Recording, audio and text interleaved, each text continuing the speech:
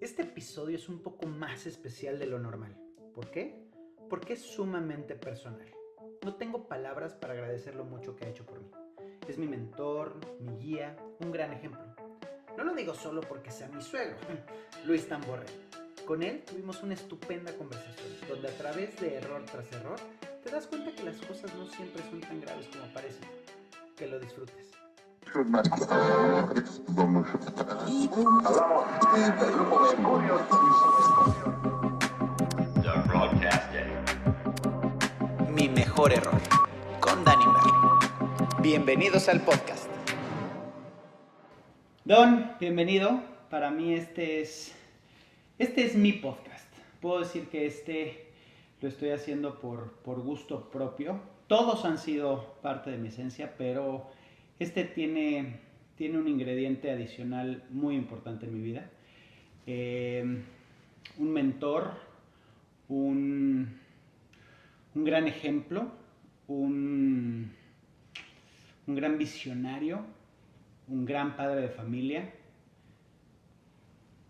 Me quedo corto de las cosas que puedo decir de usted y de lo agradecido que estoy, que después de 18 años formalmente de estar en esta familia, pues tener la oportunidad de conocerlo y de profundizar y de hacerlo familia. Mi suegro, Luis Tamborrell. Y para quien se pregunte por qué mi suegro en este podcast, en primera porque es mi podcast, entonces ahí ya la tenemos. Pero segundo y más importante porque tiene una historia increíble, una historia que para mí ya es normal porque la platicamos pues todos los domingos en casa. Pero creo que tiene muchos aciertos, muchos errores, muchas cosas que lo han traído a donde hoy está. Pero no me voy a meter yo, lo voy a dejar que usted lo platique. Y de verdad estoy feliz de poder hacer esto y tenerlo aquí sentado a mi lado. Muchas gracias, mi Dani. Muchas gracias por invitarme a este gran nuevo proyecto tuyo. Se me hace que es algo maravilloso, parte de las decisiones que toma uno. Y te agradezco de corazón las palabras que dijiste y la invitación para que comparta un poco en mi vida y un poco los momentos que he tenido para llegar a estar aquí en Estados Unidos y disfrutando una preciosa familia. Totalmente. Y creo que por ahí va el tema, ¿no? La intención de este podcast siempre ha sido de una forma propositiva, de una forma proactiva, de aprender de personas comunes y corrientes, porque al final de cuentas de eso se trata, sus historias y sus errores, porque cada una de las personas que nos escucha y que nos ve se puede sentir relacionada, ¿no? Se puede sentir identificado.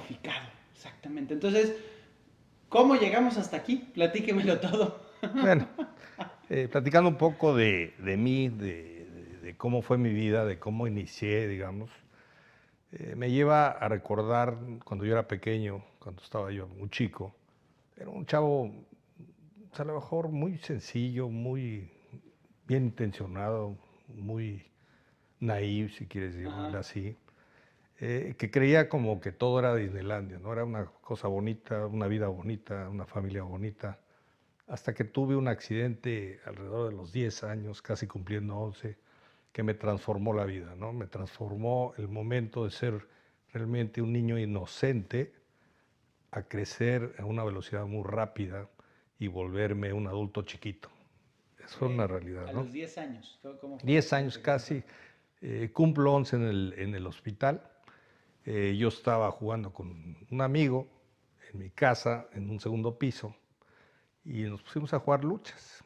Y en esos juegos de lucha, nuestra casa era puros cristales, y en una de esas aventadas jugadas, el muchacho me avienta y yo pego contra el vidrio y me salgo, y al salirme me corto prácticamente la pierna, abajo, aquí, y me caigo y me pego la cabeza en una resbaladilla.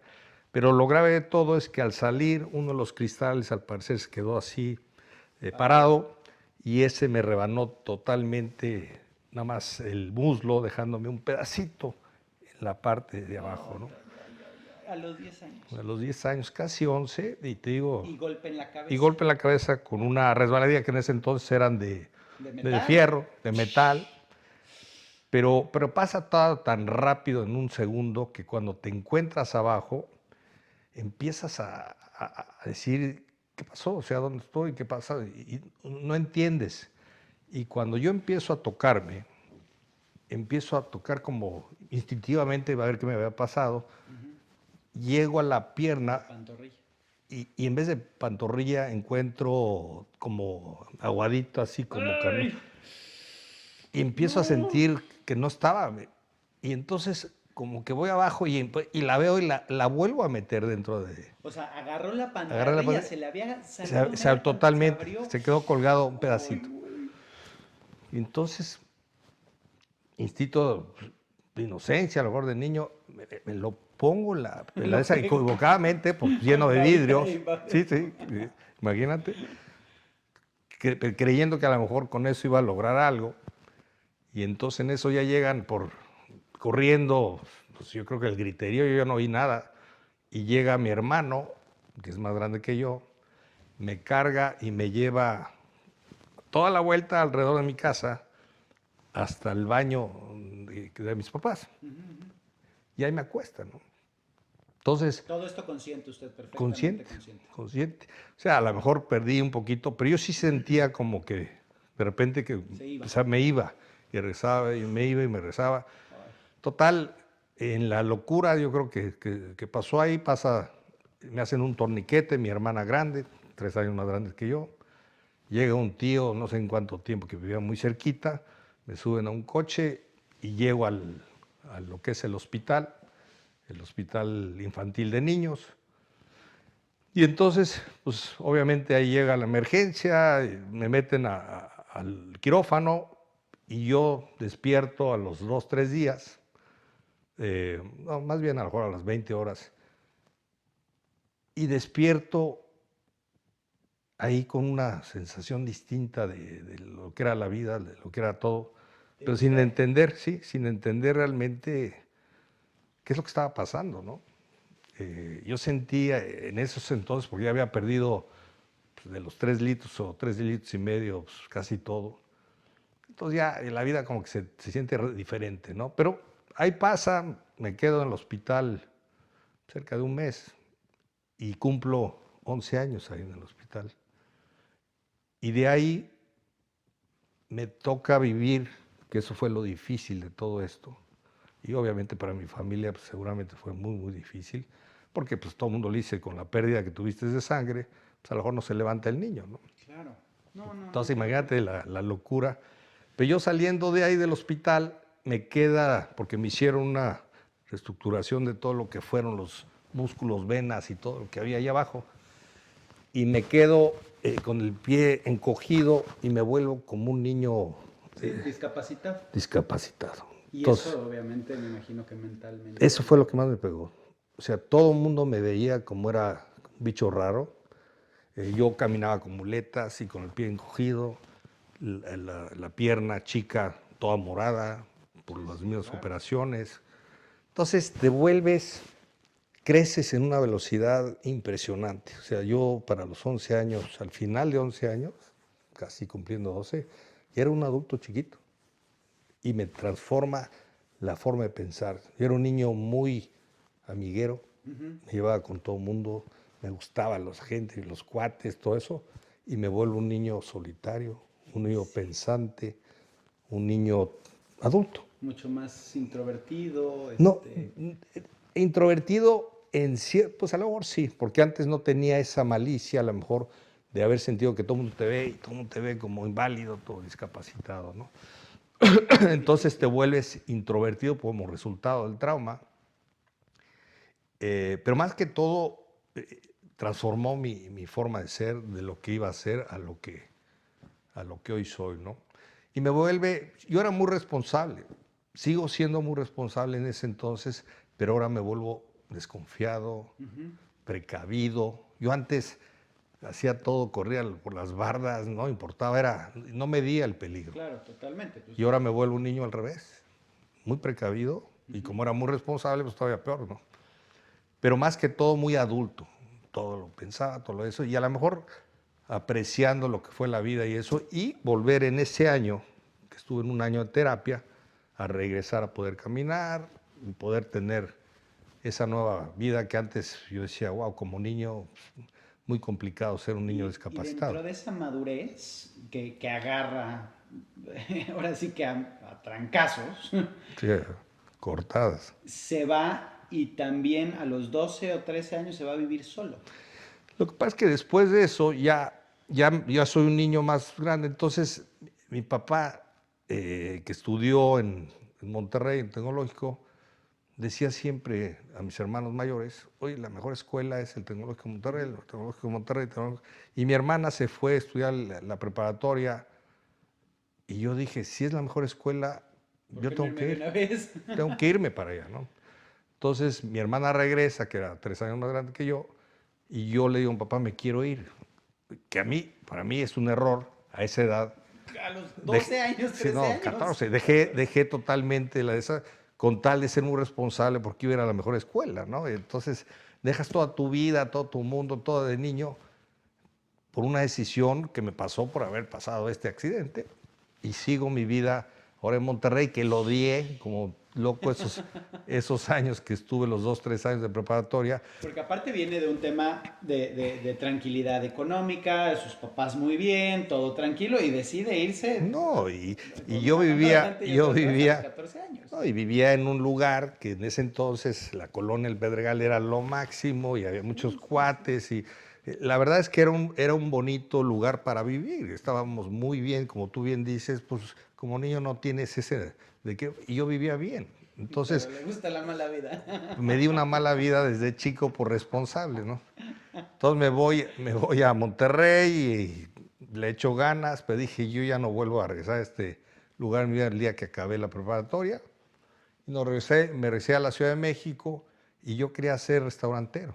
Entonces le digo a mi papá, oye, quiero estudiar restaurante y pues quisiera irme. Él iba mucho a Italia y Estados Unidos y Japón. Entonces yo me quería ir a Francia y después me quería ir a una universidad en Nueva York. Y él me dice, Luis, un amigo mío me dijo que la mejor universidad está en Canadá. Entonces, total, trato de irme a Canadá. Equivocadamente mi papá nos lleva a mí y a mi hermano a Canadá sin sacar la visa canadiense. Entonces nos vamos con maleta, ya todos despedidos de gran fiesta en México y todo, de los cuates, porque nos íbamos a ir 4 años. Y a las 2 semanas que no conseguimos la visa, mi papá nos dice, o se regresan a estudiar a México, a algún otro lado, o se van conmigo a Europa, porque él se tenía que ir a Europa. Entonces, ya nos da medio cosa ir a Europa, que pase lo mismo, más a los 17, 18 años. O sea, ahí y ya estábamos extrañando a la gente de México, ¿no? Las fiestas y todo. Yo ya había estado 2 años fuera. Entonces dije, no. Entonces, ¿sabes qué? Déjanos buscar en Estados Unidos. Buscamos a Estados Unidos, nos hicimos locos hay unos meses y nos regresamos hasta que nos dijo mi papá, o se ponen a trabajar o se ponen a estudiar. Entonces, con todo el disgusto en mi vida, le dije a mi papá, pues me regreso a Monterrey, al lugar donde yo nunca pensé volver a regresar. Y mi idea era estudiar ingeniería industrial en vez de estudiar, porque en México no había una universidad de restaurantes. Sí, no había. no estaba tan abierto. Entonces, y equivocadamente, no me fui a Houston, que ahí aquí hay una ciudad, una de restaurantes en la Universidad de Houston. Ni tampoco me fui a Nueva York, que también me hubiera podido ir en ese momento, Sí, pero claro. con joven fue una de las decisiones equivocadas. Pero pues el momento y la de esa nos regresamos a México. Entonces, total, estoy de nuevo aquí en México, hago mi carrera de Ingeniería Industrial y Sistemas y de ahí salgo. Y mi padre me insistía, yo no quería trabajar con la familia, Ajá. yo quería trabajar y ser Sí, independiente. restaurantero. Y toda la vida lo sigue diciendo, hasta el punto, hasta el Hasta momento hoy. de hoy sigue diciendo que él quería su Hasta restaurante. hoy, sí, Bueno, sí. ya tiene idea. Entonces, pero mi papá me insistía mucho que me viniera a Houston. Él se fue a vivir unos años antes de que acabara yo la carrera y me vine yo a Houston a vivir con él por insistencia de él al terminar la Para carrera. entrar al negocio de la empresa. No, con la idea de entrar con mi papá a lo que él hacía y a ver qué hacíamos, ¿no? Entonces, en 78, y se me ocurre la grandiosa idea de casarme. Es decir, no me voy solo.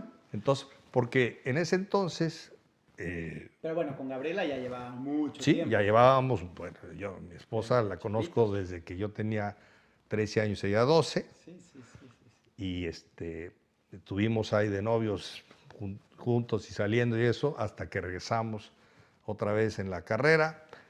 Y al terminar la carrera, pues era una decisión difícil irme a vivir o qué hacer. Entonces, tomo la decisión de casarme en 2 meses o 3.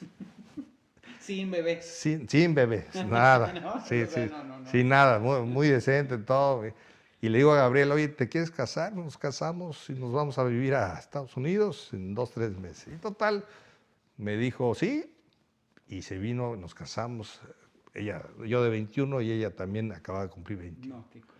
Entonces nos venimos acá y para no hacerte el cuento largo, empiezo con mi papá a hacer negocios, lo que él hacía, aprender, porque yo venía de una universidad donde es más enfocada a empresas grandes Claro, la que ingeniería a sobre todo. empresas familiares. Y entonces, pues reinvéntate. Y, pues, mi papá tenía sus negocios diferentes, una empresa más familiar, de ventas, que yo no tenía nada que hacer con ventas, ni el carácter, ni la mentalidad, ni todo. Desde que se cayó de los 11 Sí, años. como, Que ya no le como creía a nadie. ingeniero, pero necio. Oye, papá, yo quiero poner un restaurante. Y, oye, entonces mi papá tenía unos terrenos y dijo, pues, ¿qué te parece si lo ponemos aquí? Que él era muy aventado. Sí, sí. Y yo no sabía nada de restaurantes y dije, pues lo ponemos. Y entonces, Está mi oportunidad. ¿sabes? La oportunidad, yo voy a ser restaurantero. Y total, ahí ves. Y mi viejo era de los que, ahí está y hazle como puedas y es tu bronca, no mía. Entonces yo hago el restaurante, lo pongo el restaurante, hago todo maravillosamente bien en el lugar equivocado. Entonces, Pequeño detalle. pequeño detalle. Entonces imagínate la bronca de poner un grandioso restaurante con grandiosos chefs y todo en un lugar totalmente equivocado para gente que era tejana, cuando Restaurante francés. francés, bueno, internacional, Ajá, pero enfocado en el enfocado francés. a todo lo que es, pues lo que es cocinar en la mesa y vinos y todo lo que tú Para quieras y mandes. tejanos, que aparte en ese entonces, que estamos hablando de 1978, hace 40 Ahorita años, el 82, 80 la por- gente no tenía no ni tenía idea, idea, ellos querían no. su big steak, No, en ¿no? Texas, Carne.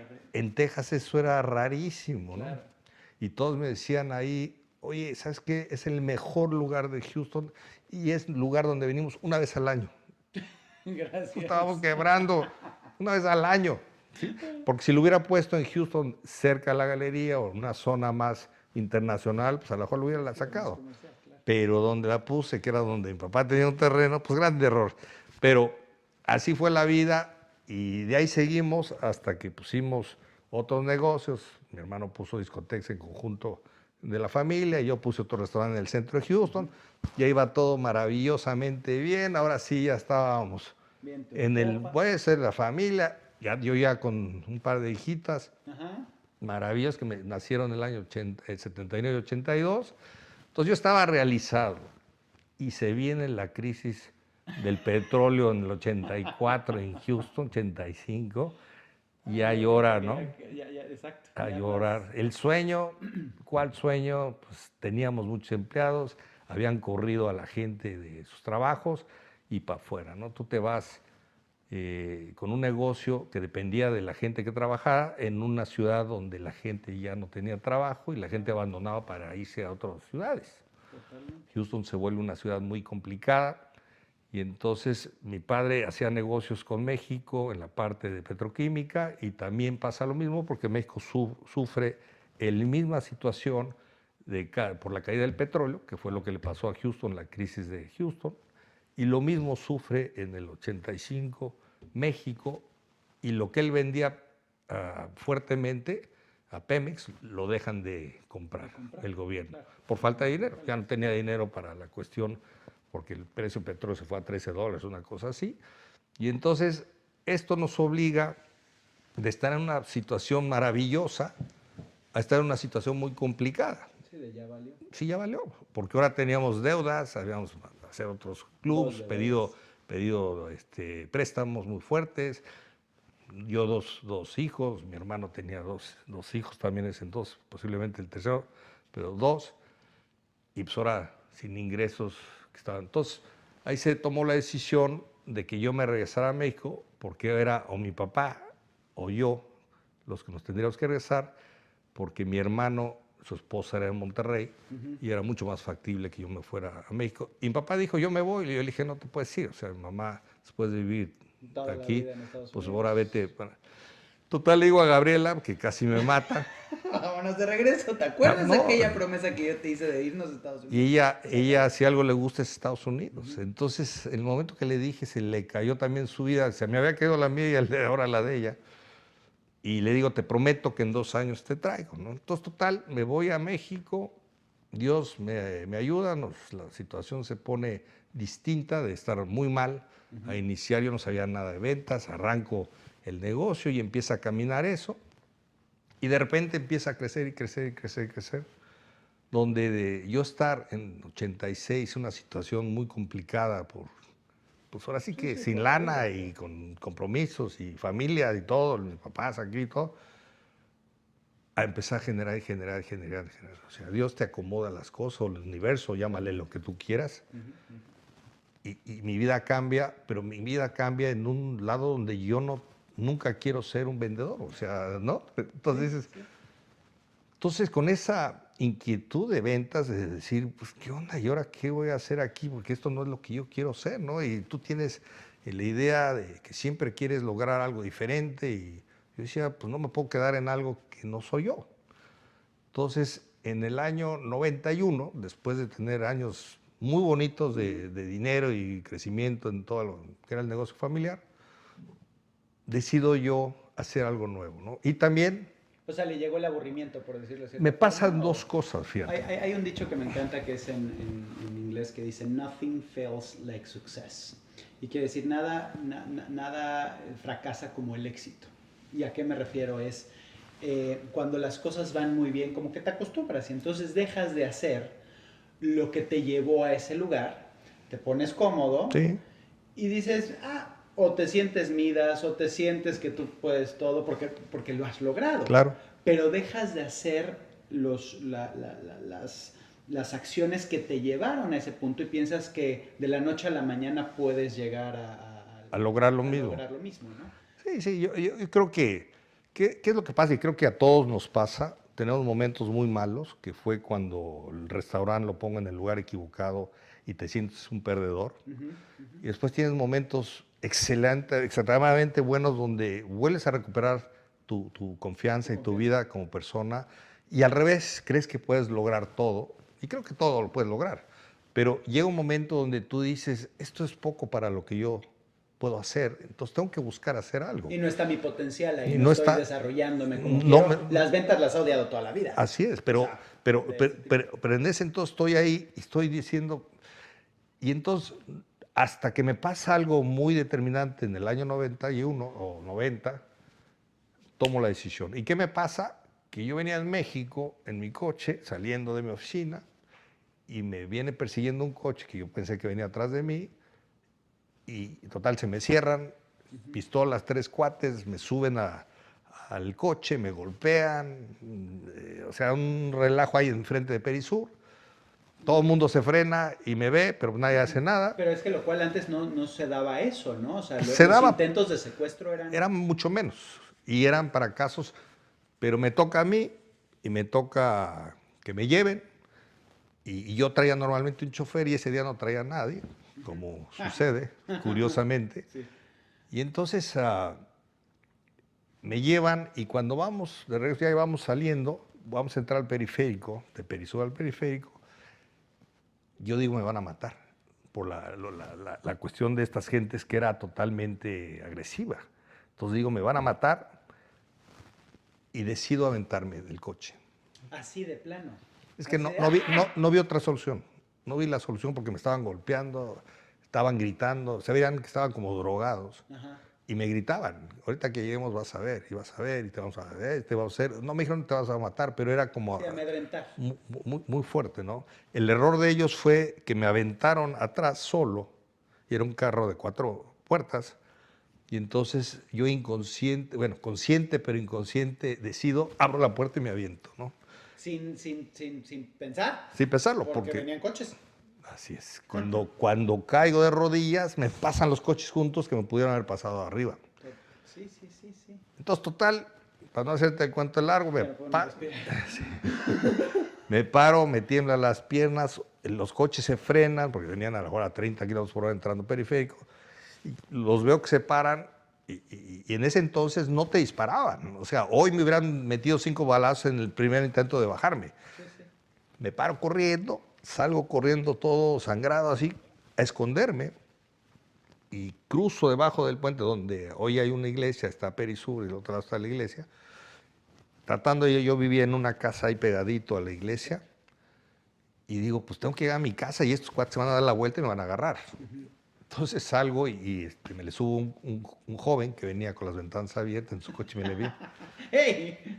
Ahorita, vámonos. Y el pobre cuate espantadísimo. No, Sí, no me dijo una palabra. Le decía, llévame aquí, llévame acá. Y el pobre cuate, yo creo que peor que yo, me lleva a la casa, gracias a Dios, y se va.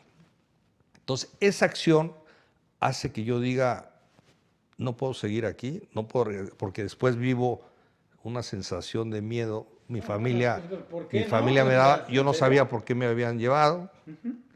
Y dije, van a llevarse a mi familia o van a rezar por nosotros. Yo no sabía qué estaba pasando. Sí, ya vives en un constante miedo y... Entonces dije, es momento de cambiar mi vida, ¿no? Entonces, ahí cambio yo la decisión y decido hacer un proyecto fuera de mi familia, de mis papás, de mis hermanos, del negocio familiar. del negocio familiar. Y esto tomó una decisión. Y algo muy importante sobre lo que tú platicas, el mejor error, el peor error, si quieres llamarlo, son decisiones. Y hay decisiones buenas y decisiones malas. Claro. Y las decisiones malas que tienen un buen futuro puede haber sido tu mejor error. Y las decisiones buenas que tienen un mal futuro a veces no las sabes. Entonces, esta decisión mala para mí, que tuvo un buen futuro, fue el salirme del negocio familiar, obligado a lo mejor por muchas circunstancias,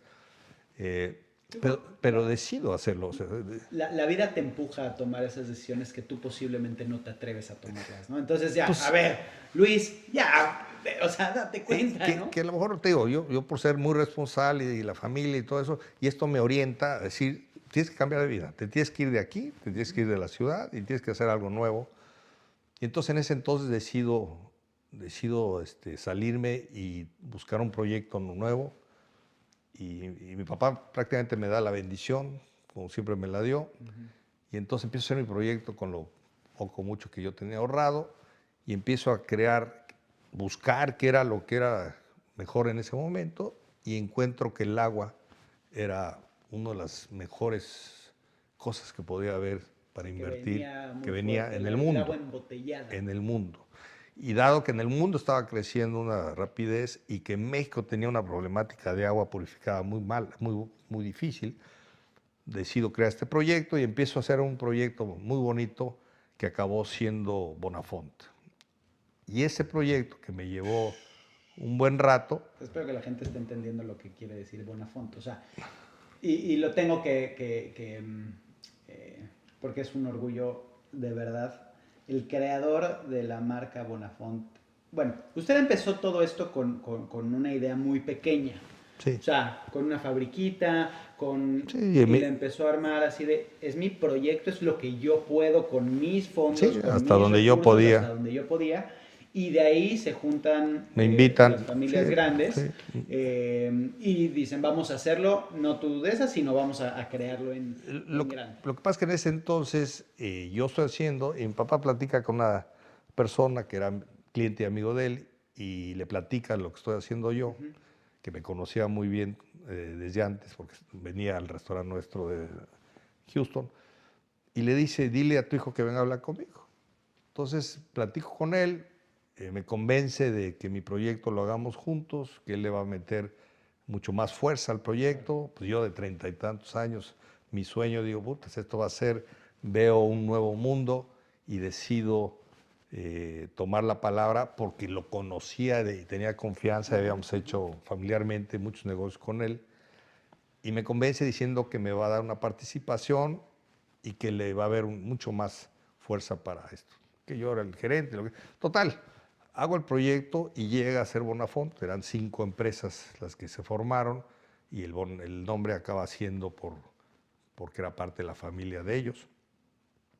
y perfecto, precioso, un proyecto maravilloso, corriendo, lo logramos hacer en año y medio, 2, ya lanzarlo, ponerlo en el mercado, la marca más reconocida en envases pequeños, Todo. lo más bonito del mundo, chavo de 34 años, Lanzamiento totalmente, perfecto. ya era yo realmente realizado como joven, ¿no? Diciendo, qué bonito, es una parte muy bella, hasta que la realidad te dice otra cosa y cuando empiezas a ver que hay tanto dinero y tanto crecimiento y tal futuro, ya en la promesa que me dieron Ya se no. decidieron no cumplirla por tomando un pequeño error según esto que sucedió en la fábrica que yo no tenía que ver, porque yo no era el jefe de producción, y me dicen, pues ya decidimos que no. Para Gracias por mí participar. se me cae el mundo, yo ya Era su veía, bebé, era su era mi proyecto, bebé, era mi proyecto, era mi todo, y en ese entonces realmente era mi vida, porque yo abandoné el negocio de alguna manera familiar, que lo dejé en sociedad con mis papás y mi compadre, pero ya no lo atendía, yo ya dejé de estar ahí, ¿no? Entonces, cuando me pasa esto, me ofrecen, quédate como director general y te vamos a pagar muchísimo dinero, pero perdí la confianza en toda esta gente muy fuerte, muy rica de México, que abusan de la gente que no tienes manera de defenderte, joven, que no había forma de que yo hiciera nada. Traté de firmar los contratos durante toda mi estancia y siempre me decían que sí, mandaban al abogado, nunca me lo lograron. Y obviamente, pues, con una malicia y con un colmillo muy grande, ¿no? Entonces, salgo de Bonafont, por desgracia, en el año 90 era 94, cuando matan a Colosio. Ese mismo año, yo salgo en enero, febrero, porque les dije no, o sea, no, si no me cumplen, pues no voy a quedar aquí, ya no creo. Y en el año 94, 2 meses después, matan a Colosio. Yo regreso pues, al negocio familiar a ver cómo está, pero yo ya sin ganas de nada, se me acabó la vida, si quieres llamarla así.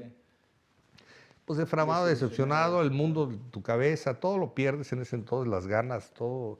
Crees que es el abuso más grande. Es que cuando te roban, te secuestran o te roban algo, tu vida cambia, ¿no? Y esto me hace a mí realmente perder esa visión que tenía yo tan agresiva y desconfiada.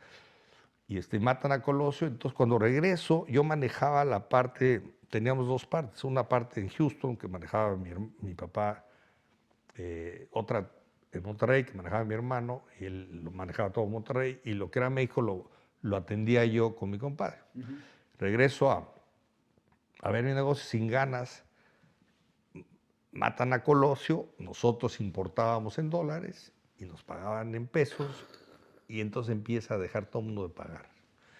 Entonces, con toda la bronca que traía, pues peor, porque ahora ya traían cuentas atrasadas, se vuelven lo peor, y entonces todo el mundo se me empieza a desbaratar aún más, o sea, la caída se vuelve más profunda.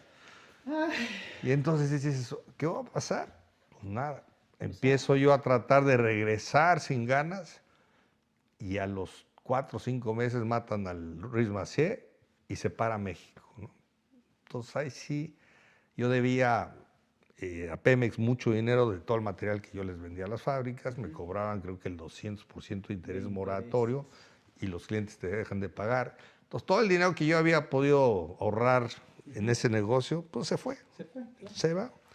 Entonces, a finales de año, obligado, yo vendo la parte que tenía yo con mi socio, ya buscando salir de una situación muy difícil, y vendo la mayoría de ese negocio a un cliente mío y a otra persona más que quiero mucho, que fuimos muy buenos socios, aunque yo era ya minoritario, pero de alguna manera de un gran negocio que yo prácticamente perdí por la situación de ese año, pues conservé un cachito, ¿no? Y le agradezco mucho a él. Entonces, de ahí salgo, y a finales de 94... Por una pistola, o sea, ¿cómo le haces? No, terrible. Pero yo ya fuera del negocio de la familia, pues ya obviamente el regresar a la familia pues era más complicado. Había muchos jaloneos también de familia, lo cual es normal en nuestros mundos.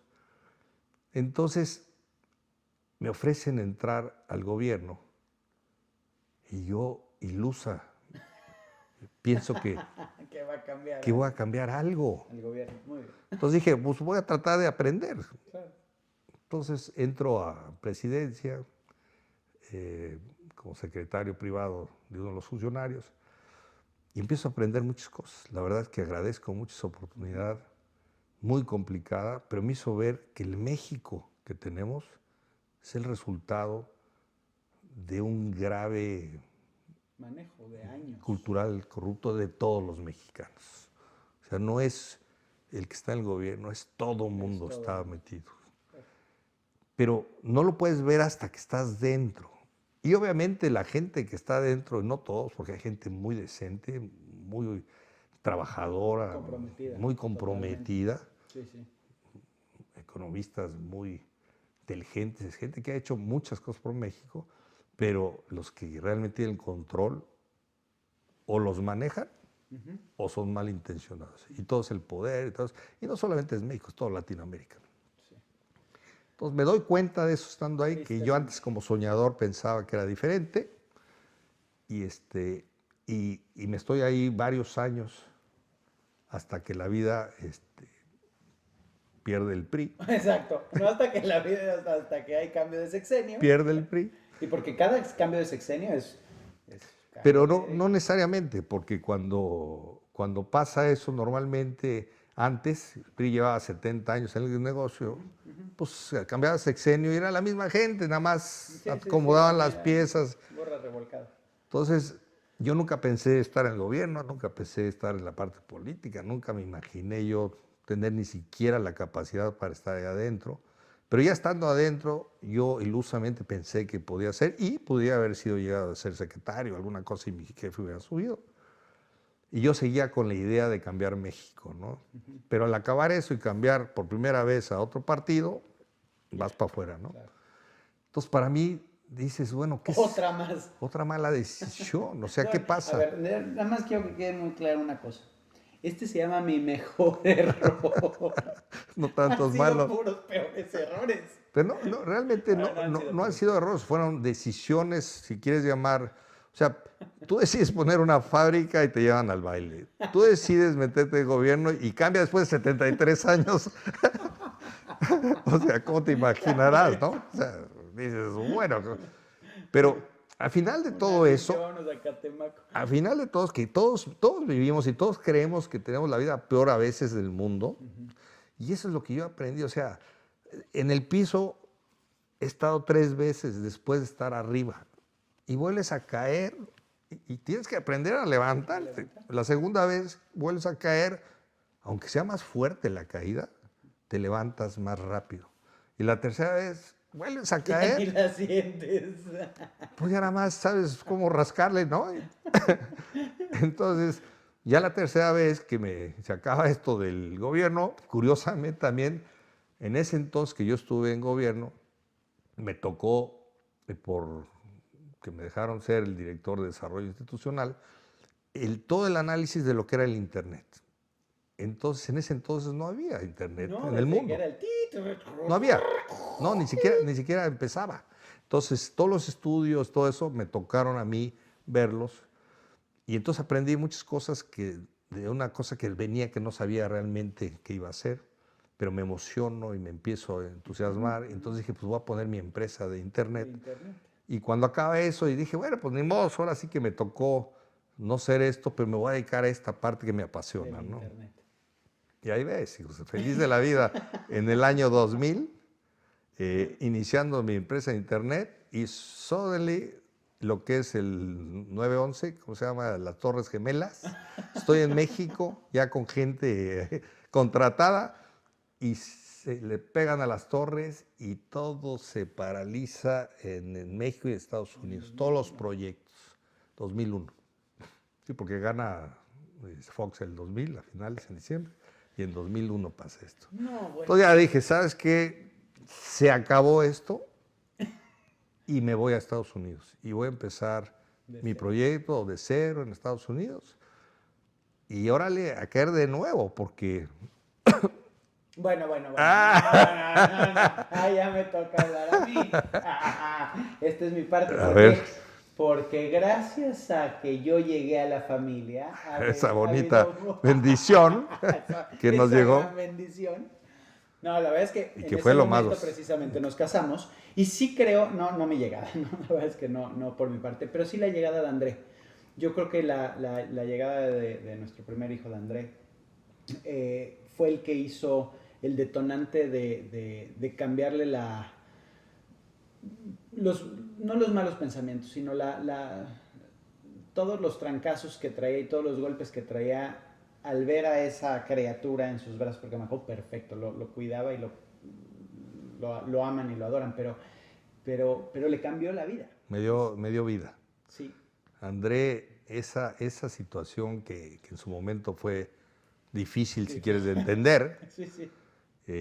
me dio vida, me cambió la vida y con todo lo malo de eso, me volvió a dar esa fuerza de decir, vamos a salir, vamos a crecer, vamos a hacer todo. Y yo disfruté lo más que pude gracias a que ustedes se vinieron a vivir con nosotros y que nació aquí. Y eso de niño me inyectó todo porque yo estaba ya así como...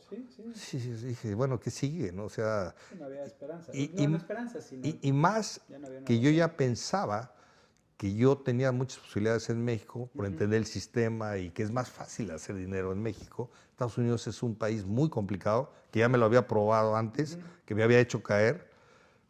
Pero pues ahora sí que después de caer, y te acuerdas, empezamos del piso, Del o sea, piso. empezamos de cero, o sea, Esa otra vez historia todavía no la cuento, pero ya la contaremos, ya llegará. a barrer, ¿no? Y entonces, cuando empiezas a barrer después de haber sido no sé quién y eso, es muy difícil, porque nadie quiere barrer después de que fuiste jefe y Sí. te sentiste ya y tuviste muchos empleados. Ahora tienes que empezar del piso.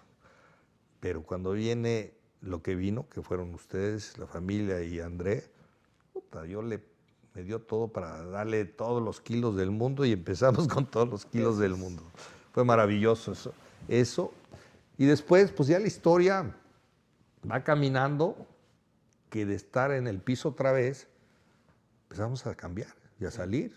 Nos dedicamos primero al negocio ese que tú lo contarás en su momento, y de ahí regresaba a Bien Raíces, que yo había iniciado un par de años antes, que pensaba yo hacer eso cuando me vine a Houston, pero estábamos sin nada, sin Todos contactos. vivíamos en una sola casa, lo cual vuelvo a lo mismo y por eso yo lo tengo en ese lugar tan especial de mi corazón, porque siempre ha tendido a la mano, siempre ha estado ahí. Llegamos aquí a vivir juntos prácticamente sin conocerme, ustedes no Sí. tenían ni idea, o sea, Airi y yo nos casamos embarazados y bueno, pues fue una relación relativamente corta y venir a Estados Unidos a una cultura completamente diferente, a un idioma completamente diferente, con una familia completamente diferente, sí fue para todos en general pues un tiempo de acoplarnos. Creo que llevamos ya 18 años en lo que es el negocio de bienes raíces, altas, bajas, cosas increíbles, pero siempre ha mantenido, que eso es lo que a mí más me gusta y más admiro de usted, a la familia junta, ¿no? Usted ha sido el promotor y pues sí, la pieza clave para que todos estemos juntos y todos tengamos Continuamos. bienestar y ya sea el negocio, ya sea la comida los domingos, ya sea todo el tiempo los viajes y constantemente, porque si no es así, si no es con familia, si no es con las personas que realmente son tu sangre y tus raíces, pues no funciona. ¿Y para qué? ¿No? Mira, yo y aquí creo que regreso a cuál fue mi peor mejor error, porque sí tuve muchos peores, es el hecho de que esa decisión de cambiar, salirme de mi familia, fue el hecho de que me pasaran todas estas cosas y me obligaran a regresar aquí con ustedes, porque yo no sabía que iba a pasar eso. Claro. Y hoy que veo, después de que todo, lo que hemos logrado, lo que hemos crecido, donde hemos estado y que hemos logrado juntos sin matarnos como familia, que es algo, oye, yo lo viví en mi casa y con mis hermanos y tuve muchas discusiones, muchos rollos, lo veo con muchas familias, un peleadero con todo eso, pero aún así, si yo me hubiera quedado con el negocio de la familia, a lo mejor hubiera tenido que seguir viviendo en México, porque hubiera estado casado por mantener y crecer ese negocio y nos hubiera obligado a estar ahí. Entonces hoy lo que veo, después de ver todo lo que ha sucedido en México y la transformación, con todo lo malo y lo que se perdió en el camino, tengo todo. Todo. Hoy es lo que digo, o sea, el sueño de cualquier mexicano es vivir en un lugar con paz, con un negocio que le dé para vivir bien, no tener en riesgo a nadie, güey, cualquier gente en el mundo. Y estar en este país, con el negocio caminando, en la vida, en uno de los lugares más maravillosos, con los nietos aquí. Sí, sí, O sí. sea, ¿qué le pides viéndolos a todos ustedes juntos, sanos, viajando? O sea, ¿qué más le pides a la vida? Entonces, creo que sí fue ese Y se lo agradezco. mi mejor error. Y para mí, yo siempre lo he pensado, desde que soy chico, es algo muy interesante que yo siempre he pensado, que lo más importante para mí son mis hijos, igual que para muchas familias. Pero al tener la responsabilidad esa y ver que tus hijos están contigo y ahora ustedes y los nietos, todos estamos juntos, todos estamos aquí, todos estamos disfrutando una vida de sueño. Sí, sí, no hay más. Entonces, ¿qué pude haber tenido, no pude haber tenido? No lo sé. Pero esto que tenemos no lo cambiamos por nada. O sea, yo digo, wow. Entonces, te equivocas en una decisión, pero el resultado es maravilloso. Y eso creo que es lo que en la vida nunca sabes. Hay que tomar las decisiones y el universo te acomoda en su momento, en su forma, y vas a sufrir, y vas a querer llorar, gritar, o vas a llorar, gritar, y vas a caer al piso y te van así, y vas a dejar de creer en todo el mundo. Pero si le sigues echando ganas, el universo se acomoda. ¿Cuál sería? Y siempre acabo esto de esta forma, ¿no? O sea, con la recapitulación, por decirlo de cierta forma. Pero hoy no consejo, porque creo que los consejos se tienen que seguir claramente, sino ¿cuál sería su recomendación a los chavos, a sus nietos hoy, ¿no? Si los tiene enfrente y les dice, yo, en base a lo que recorrí mi vida y estos últimos 65 años, 64. 3. 3, perdón. Soy chavo. En base a estos 63 años, no haría diferente las cosas. ¿Por qué? Porque me llevan al resultado que hoy tengo. Pero ¿cuáles son las recomendaciones que les daría a los niños?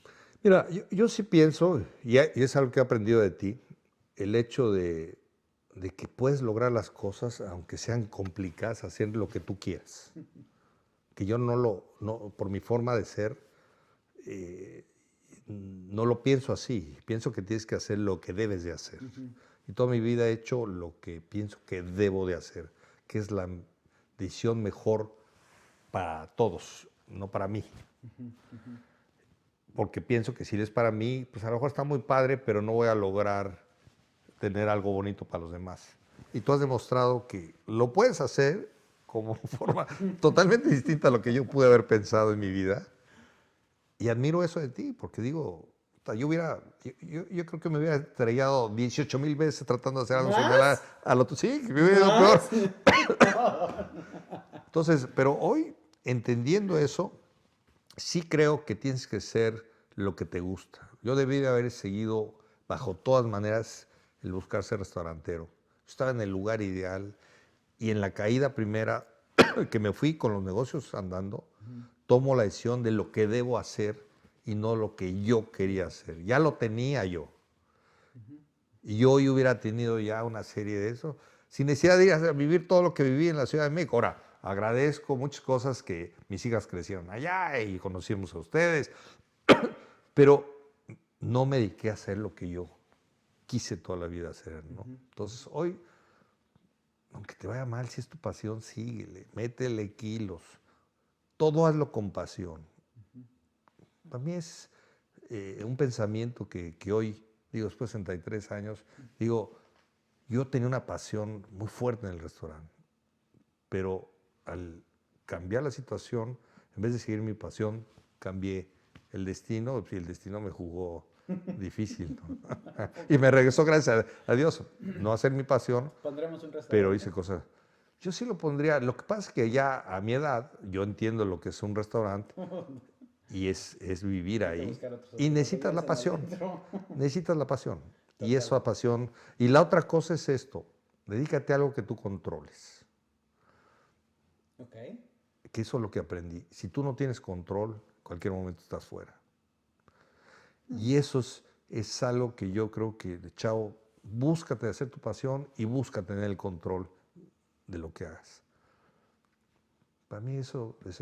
Y entonces, ¿qué pasa? Que aunque te vaya mal, vas a estar contento. Sí. Y tarde o temprano, con pasión, te va a ir bien. Las cosas Y no te des la vuelta porque muchas cosas no dependen de ti. Oye, que Houston se cayera no dependía de mí. Que el PRI cortara no dependía de mí. Que estos cuates no cumplían no dependía de mí. Pero sigues adelante, continúas y caminas, ¿no? Entonces, básicamente todo. Pero sí creo que hay muchos mejores errores en la vida que te llevan a buenas cosas. Y hay al revés, hay decisiones buenas que no tienen el resultado que debería de ser. Entonces, échale ganas, échale pasión y dedícate a tu familia. O sea, Qué that's gran it. plática. Ya me la sabía, pero no, bueno, había ciertas cosas que no, pero lo reitero y lo repito. Ha sido un mentor, ha sido un guía, ha sido una persona a la que admiro desde el fondo de mi corazón y que veo hacia arriba. Y también a la persona con la que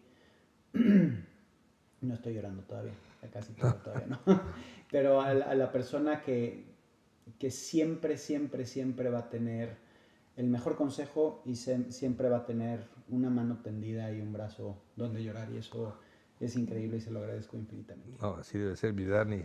Te agradezco mucho de nuevo y espero les sirva algo de lo ¿Sí? que comentamos ¿Y si no? a la gente. ¿Que Y no si les no, sirva? Pues mira, ni modo. no, y a veces no te llega en tu momento, ¿no? Pero Sí. algo que se quede, yo creo que hay que estar abierto a asimilar cualquier cosa, ¿no? Está Gracias, increíble. mi Dani. Te ¿Se agradezco acabó? muchísimo. Vámonos. Órale. Buenísimo. This concludes our broadcast day. No te pierdas el siguiente podcast. Esto se acabó. Muchísimas gracias por escuchar Mi Mejor Error. Les pido que lo compartan, le pongan likes, se suscriban y nos den sus comentarios porque son sumamente importantes para nosotros. Nos vemos a la próxima.